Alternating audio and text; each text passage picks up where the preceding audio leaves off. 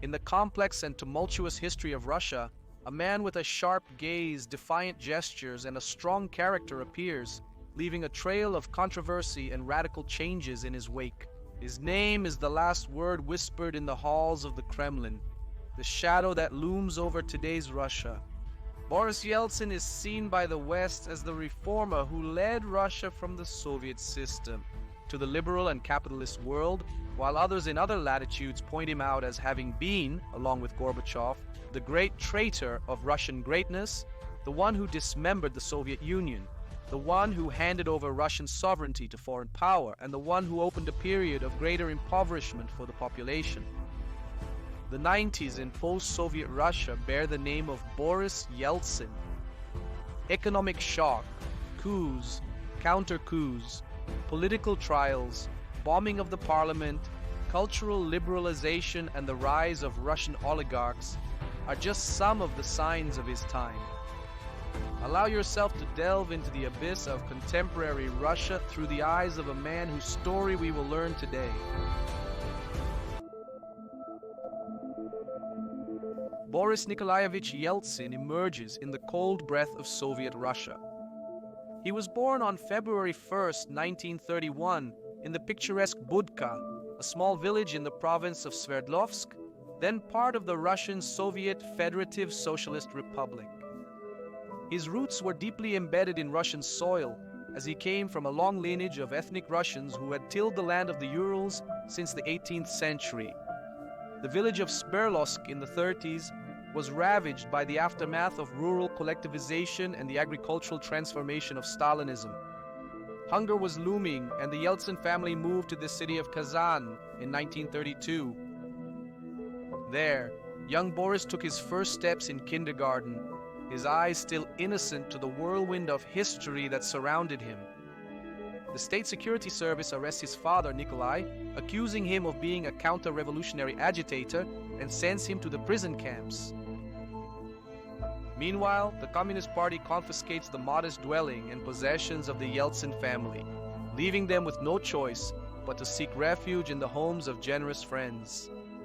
The Yeltsin family belonged to the so-called gulags, that is, to the farmers who owned land and who were seen as enemies of the Soviet working and peasant class. By 1936, his father Nikolai Yeltsin is released from the Gulag and returns to his family in Berezniki to work in the mines. His son Boris stood out from an early age at Berezniki School 95 and got involved in the Komsomol Communist Youth, where he actively participated and showed political commitment.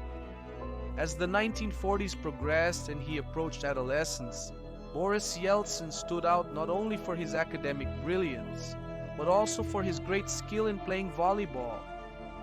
It was the era of Joseph Stalin, who from 1925 led, stabilized, and expanded the Soviet Empire with a hard political control and a rapid industrialization process that competed with Western powers.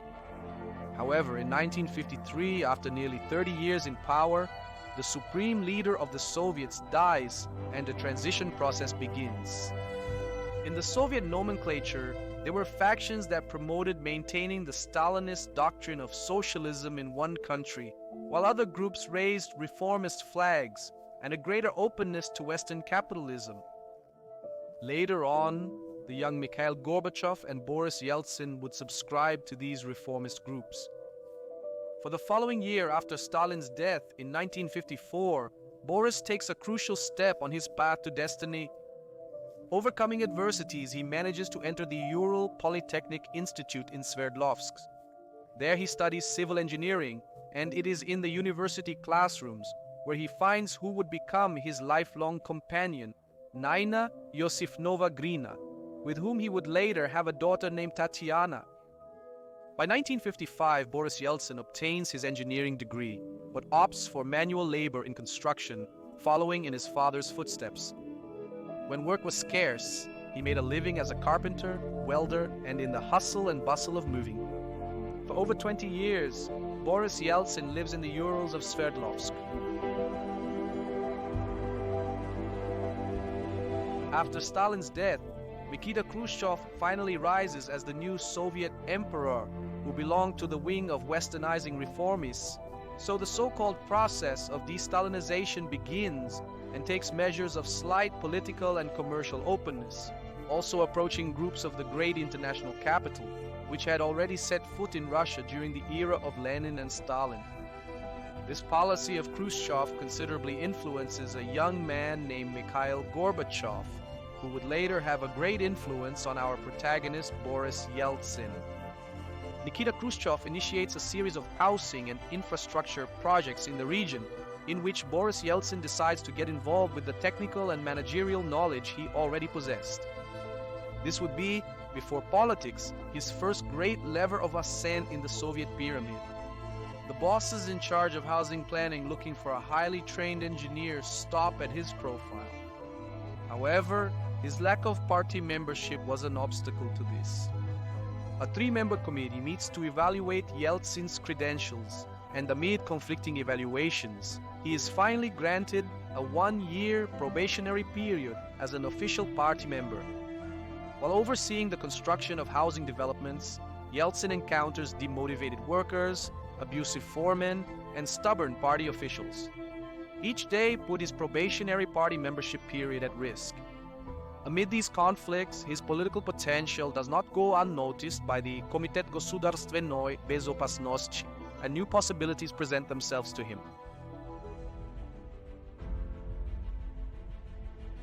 By 1960, Boris Yeltsin is finally fully accepted into the Communist Party of the Soviet Union. He is then appointed chief director of the most important construction conglomerate in the Sverdlovsk region. Yeltsin thus manages to instill discipline, order, and a strong work ethic among the workforce he led. His construction projects were successfully completed in record time without exceeding the assigned budgets. However, Yeltsin remains uninterested in politics until he begins to worry about the complex political implications that his position also had. It was a managerial position, but he realizes that it still required maneuvers and knowledge of politics. It was then when Yakov Ryabov, the regional head of the Communist Party in Sverdlovsk, offers him a proposal. If Yeltsin focused on the administrative and managerial work, Ryabov would take on the political part of his career, and in this way, he begins to be his political mentor.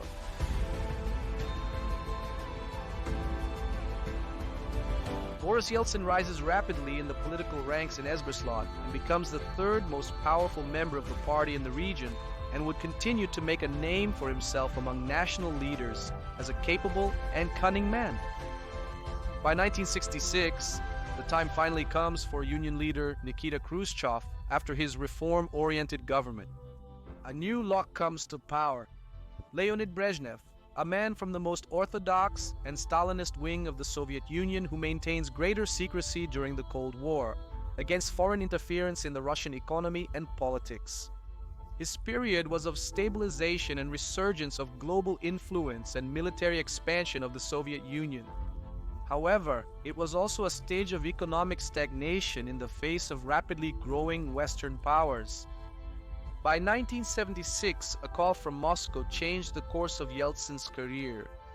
Leonid Brezhnev calls Yeltsin's regional boss to discuss appointing Boris as the Communist Party secretary in the Sverdlovsk region, replacing his mentor. Brezhnev gives his approval and Boris rises to become a regional political leader. When facing political issues mixed with administrative matters, Yeltsin chooses to adopt a total obedience attitude towards Brezhnev. In the face of this total loyalty, Brezhnev entrusts Yeltsin with the important task of completing the Beloyarsk nuclear plant, among other large-scale projects. Parallel to the internal diatribes of the Soviet Union, the world continues to experience the rapid and radical changes that characterize the 20th century. The Western financial sector was growing like no other in the world. The capitalism of multinationals and capital funds were increasingly permeating the economies of nation-states.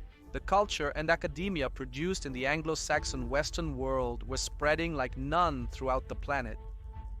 Consumer society was becoming the norm, and representatives of global financial empires openly or covertly visited nations such as China and Russia to negotiate their opening to this new world. One of the men in Russia who generated the most trust among these Western actors was Mikhail Gorbachev.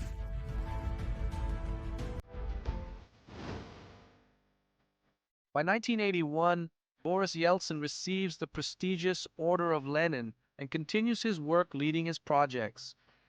However, Leonid Brezhnev's death surprises him in 1982.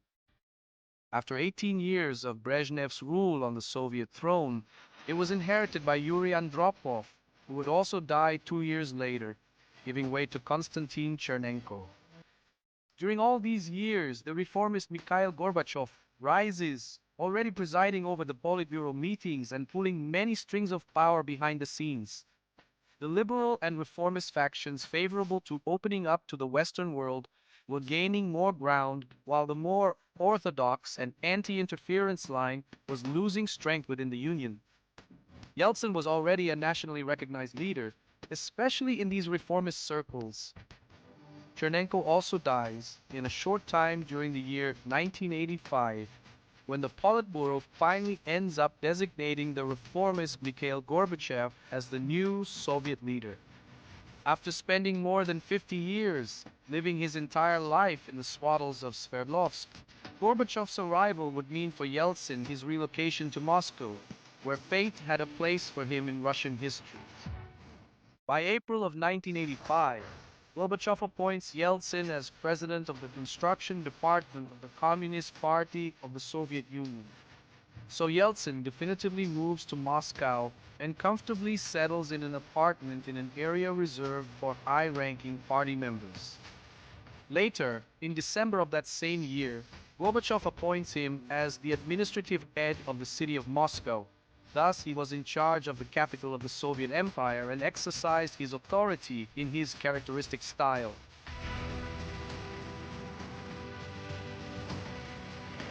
Gorbachev initiates a process that would mark the beginning of the end of the Soviet Union. The perestroika and glasnost would mark a series of measures for economic, political, and cultural openness and greater influx of Western capital in the region by 1987.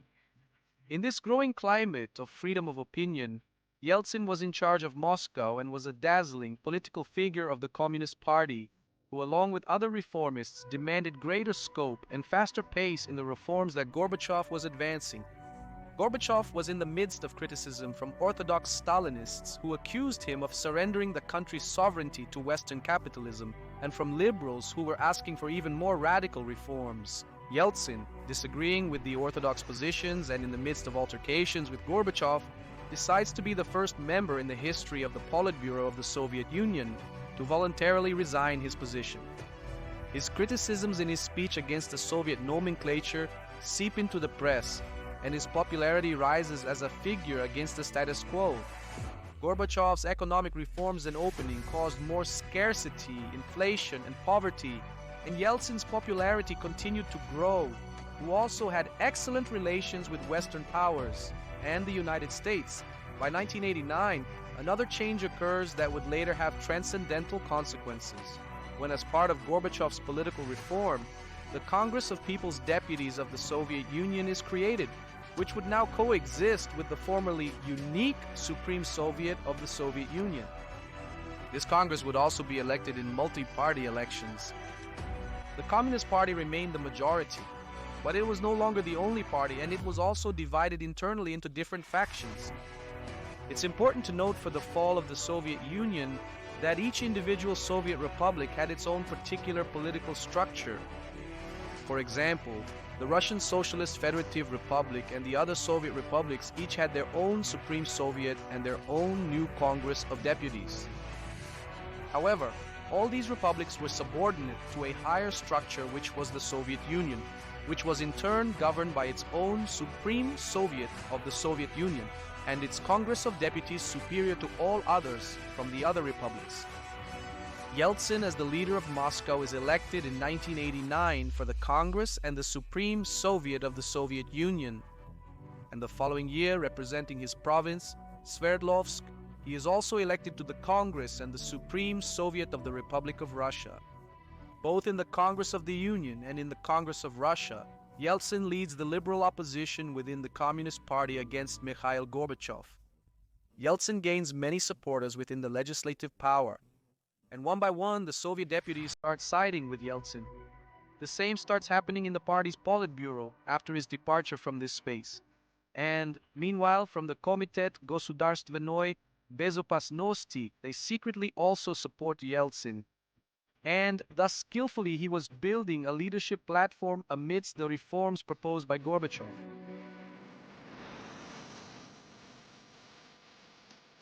The end of 72 years of Soviet communism erupts after careful internal and external conspiracies. In addition to global trends and the expansion of capitalism as a way of life throughout the planet, there was a nationalist sentiment in the Soviet republics that sought the independence of these republics from the Soviet Union. Soviet. Gorbachev's political opening gives a greater boost to these nationalist groups and the influx of pro-Western sectors. While Gorbachev was losing control over these Soviet republics, Yeltsin consolidates his rise to power when in 1990 he is elected as president of the Supreme Soviet of the Russian Socialist Federative Republic. Gorbachev campaigned against Yeltsin's election, but Yeltsin was elected regardless. This would be a crucial moment in history. Yeltsin was the main leader of the Russian Republic and would actively start leading a series of measures that would lead to Russia's dismemberment from the Soviet Union. There was now a strong tension between the powers of the Russian Socialist Republic and the powers and leaders of the Soviet Union as an empire. Such were Gorbachev and the old Stalinist Guard. To gain more autonomy, the Congress of Russia approves a declaration of state sovereignty stipulating that Russian laws would be above the laws of the Soviet Union.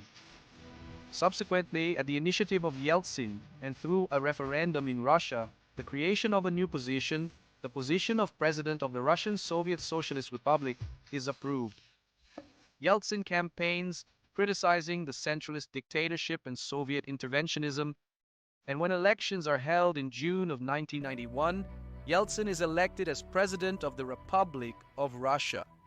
At the same time, the satellite republics intensified their independence discourse to the Union. However, a coup was being plotted. In an attempt to save something of the Soviet Empire, Gorbachev proposes a new agreement to replace the Soviet Union with a confederation of sovereign states.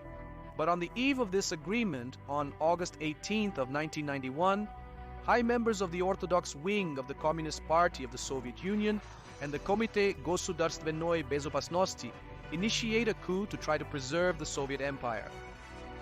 Gorbachev is arrested in Crimea, but Yeltsin goes to the White House of Russia, that is, the seat of the Russian parliament, and there he raises the tricolor Russian flag and stands as the bulwark of resistance against the coup. Well supported by agents from the United States and after various confrontations, in less than 2 days, Yeltsin and the Russian nationalist sectors managed to defeat the coup of the old Stalinist Guard. Gorbachev was released but was politically shattered, while Yeltsin's popularity was sky high like never before. After this coup attempt, Yeltsin, as president of Russia, decrees the outlawing of the Communist Party of the Soviet Union, confiscates its assets, and takes control of various ministries and entities of what remained of the former Soviet Union. Like a domino effect, the Republic of Ukraine and other republics proclaimed their independence from the Soviet Union. On December 8th, Yeltsin, meeting with the leaders of Belarus and Ukraine, signed the Belavesia Accords, which formally decreed the end of the Soviet Union. Gorbachev, as president of the Union, resigns in front of the cameras, and the next day, the red flag with the sickle and hammer that had flown for 70 years was replaced by the tricolor of Russia over the crenellated walls of the Kremlin. The Russian Socialist Federative Republic was now renamed the Russian Federation as an independent state, and its president was Boris Yeltsin. The Soviet era comes to an end, leaving behind a disintegrated empire, the twilight of an era that faded into the mists of history. NATO and the Western powers were celebrating. A new international order was being inaugurated. Gorbachev and Yeltsin would be seen by some as great reformers, while others would consider them traitors to Russian sovereignty and Russian greatness on the world map.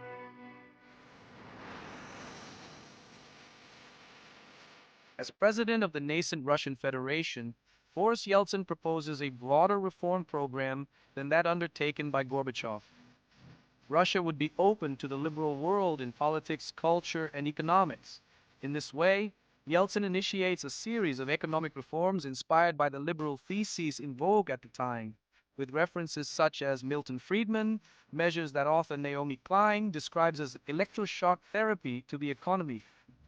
It was not just a simple liberal adjustment program, but an attempt to convert the most state-controlled economy in Europe and Asia into a market capitalist economy, to privatize not just some sectors, but an economy that was largely under public control. Boris Yeltsin's phone kept ringing, calls coming in from businessmen, heads of state, and potential allies, all eager to advise the Russian leader on how to handle the transition from a Soviet economy to a market economy. His cabinet was filled with young economists with the plan to integrate Russia into Western markets.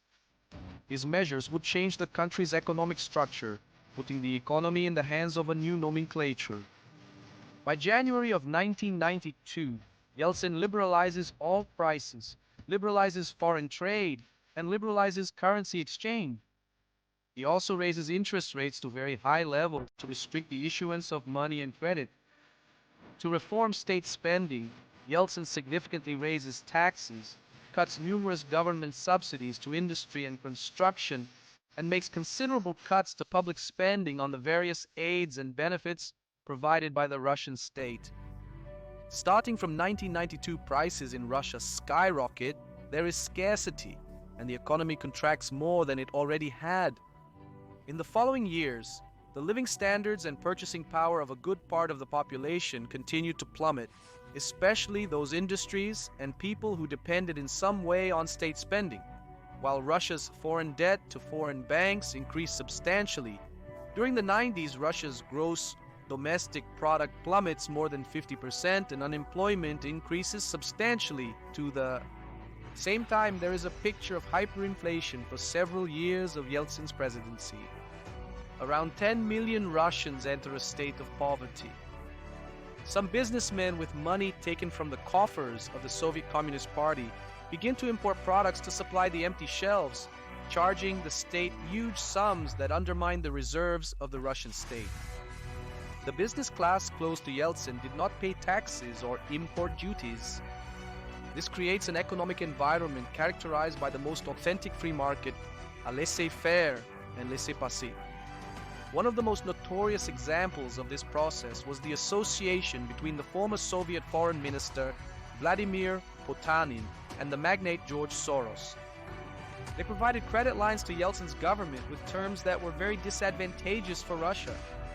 As payment for these lines of credit, the Russian state gave them shares in the country's largest state-owned companies, which they then sold to foreign capital if the Russian government could not meet its debts.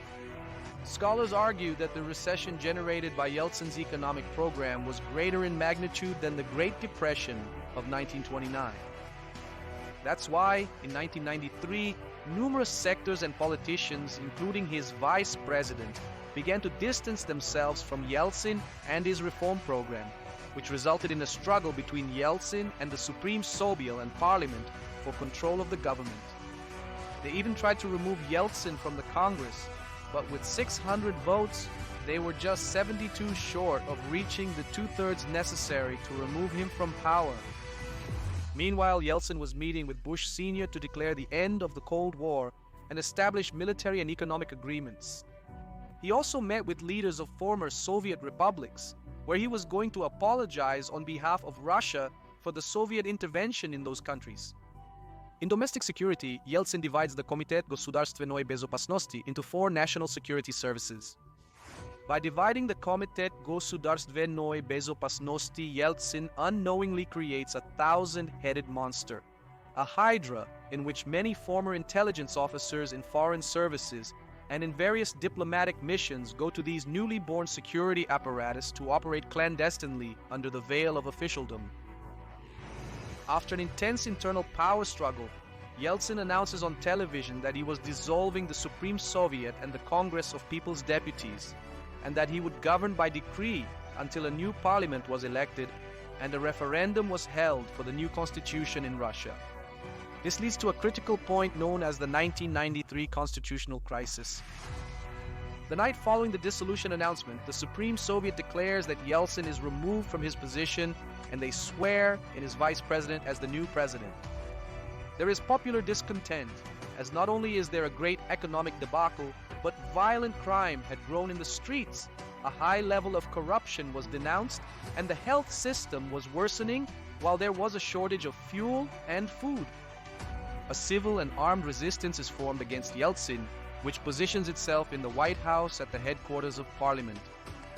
By October of 1993, in a great demonstration of brute force and with political support from the United States, Yeltsin secures control of the Russian army and its police forces and orders them to bomb the parliament headquarters, where his opposition was, causing 187 deaths and hundreds of injuries. Thus, the resistance against him was crushed and he was deceived into the power struggle. And in December of 1993, a new parliament is elected for Russia. The State Duma is approved and the new constitution that expanded the powers of the president and definitively reformed the old Soviet system is adopted. A fundamental part of the economic reform process was the privatization of a huge number of state-owned companies. This was carried out gradually through various financial mechanisms, under conditions that various specialists describe as very unfavorable for the Russian state. Many desperate sales were not made in exchange for payments, but for bank loans, that is, they were basically given away. Many state assets were sold at a very low price to a small group of magnates. Yeltsin hands over control of sectors such as mining, gas exploitation, oil, in the Arctic Circle, media, and telecommunications, to a select group of 7 bankers, all of them former members of the Soviet government. By the end of the 1990s, these actors came to control approximately 50% of the Russian economy. Thus was born the group that would later be called the Russian oligarchs. Likewise, a network of Komitet Gosdarstvennoy, Bezopasnosti foreign service frames secretly joins around Boris Yeltsin. These individuals had acquired solid knowledge on how to structure business schemes through lawyers, companies, and opportunistic intermediaries. This knowledge allows them to offer Yeltsin, his family circle, and themselves the opportunity to divide the lucrative state industries in the same way a cake is divided and whoever cuts gets the best portion. These former spies turned businessmen gain influence under economic reforms, even acquiring positions on corporate boards, and thus a new Russia emerges in which the last ones formed by the communist youth end up being rapacious capitalists of the new era. What Yeltsin finds when seeking access to the extensive financial and property network of the former Soviet Union was a bleak surprise. The coffers were practically empty. This was because the Komitee Gosudarstvennoy Bezopasnosti, the secret operations service, acting with secret urgency and cunning, had established a network of companies that were draining the savings of the Communist Party of the Soviet Union abroad between 1987 and 1999, foreseeing the fall of the Union. The former director of the Soviet Union's World Economy Institute, Yevgeny Primakov, became Yeltsin's intelligence chief, and Primakov sabotaged all efforts by Russian prosecutors to recover the lost money and assets and try to revitalize the Russian economy.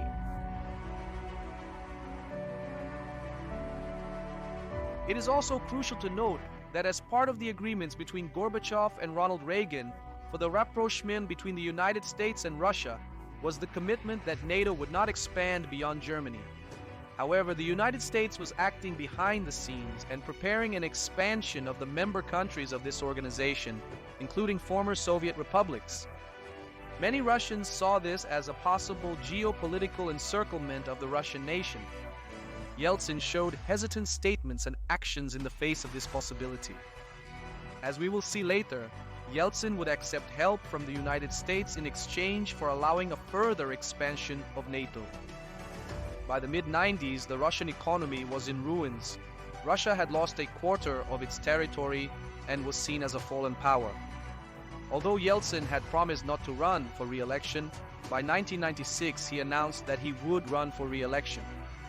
In the midst of great unpopularity and health problems, he appointed one of the main advisors of the privatization program as his campaign manager, which he ended up using as a tool to gain significant support from oligarchs and media moguls.